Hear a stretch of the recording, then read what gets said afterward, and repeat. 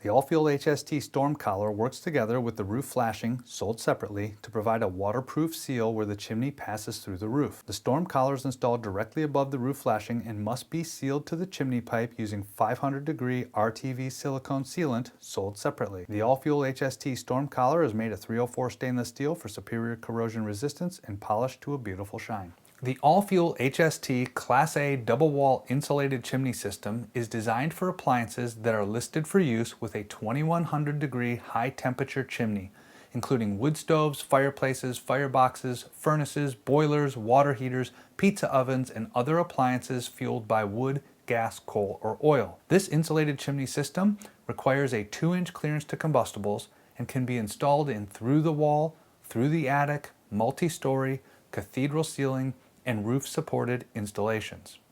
Please note that all Class A chimney systems are brand specific, meaning the AllFuel HST brand of chimney pipe cannot be connected to any other brand of double wall chimney.